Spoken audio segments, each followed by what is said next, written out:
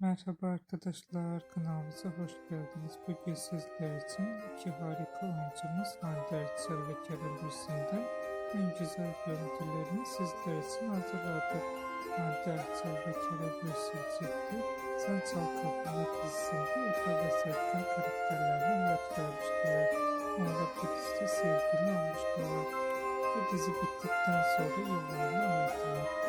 Biz de sizler için onların en güzel ve en özel